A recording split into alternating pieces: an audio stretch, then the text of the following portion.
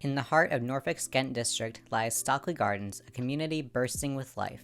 Today, Stockley Gardens might primarily be known for its art festivals, but it hides a gemstone of local queer history.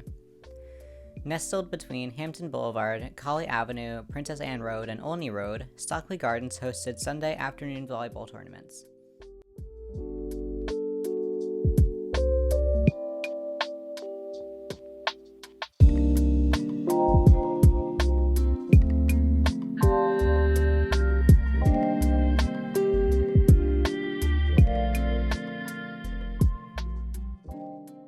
Local gay newspapers, The Paper and Our Own, anonymous ads were posted from the early 80s until about 1989 asking for gay volleyball players, or GVPs, often sporting phrases like, "come play with the guys," or "we've got the balls." While the Sunday afternoon Stockley Gardens volleyball games were primarily known to our local Norfolk queer community, they did also receive coverage in Bob Dameron's Guides, a publishing meant to reach out to queer people detailing safe spaces to visit or meet new people.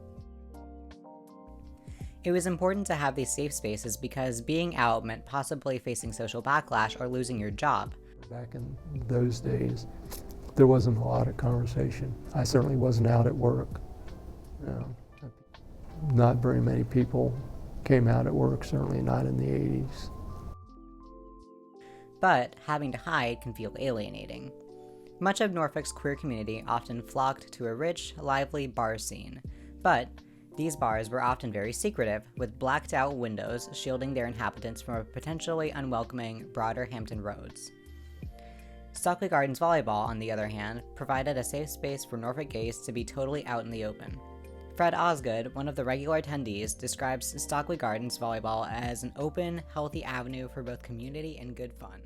It was a positive experience for people, that you got to hang out with them. You weren't in a bar, you weren't drinking, you're just socializing, and then outside, I think, added.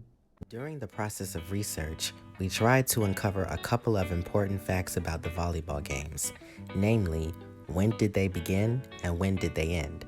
What we found, though, was rather inconclusive.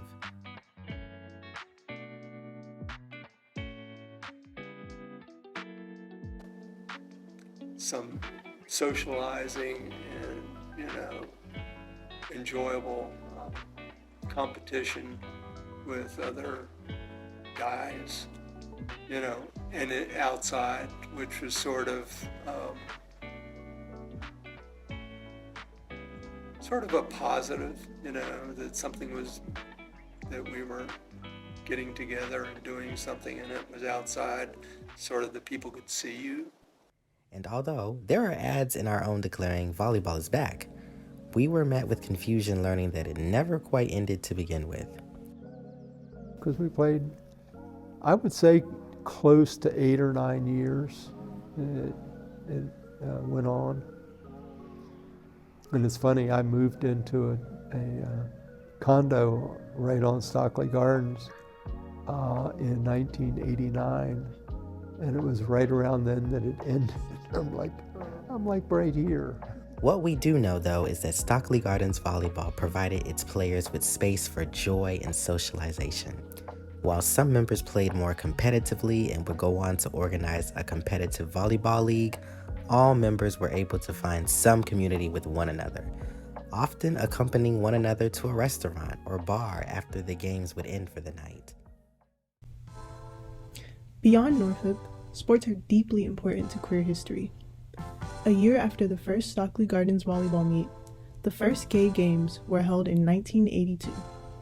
Originally called the Gay Olympics, but the games were banned by the Olympic Committee of doing so. The Gay Games gathered support from gay athletes all around the country. The Gay Games inspired LGBT people across the nation to look to their local communities to make room for queer sports, even just for a bit of fun. This wasn't about the best player, but about the best step forward in positive queer visibility. Often we see bars and clubs as sites for resistance and visibility in queer history. but the rise of queer sports teams across the nation allowed an avenue for gay people to be out in the open, often working together on teams. Queer sports also allowed people to defy stereotypes that gay men were not fit for sports or competition. In professional sports, only a handful of men were out as gay, as people questioned if a man can be gay and sporty. This type of discourse made it difficult to express oneself in sports. Many felt that they had to hide their sexuality or their skill would be questioned, or even hid behind sports to prove straightness or masculinity. This contributes to the lack of out athletes we see even today.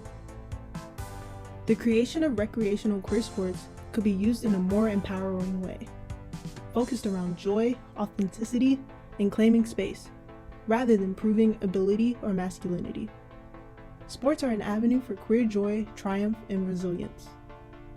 Sports provide a medium through which we can express ourselves and just simply exist and have fun, while uninformed observers may discover we're not so different after all. Stockley Gardens is one such instance of resilience, an open, active complement to Norfolk's equally important bar scene, and demonstrates the importance of creating alternative, joyful queer spaces.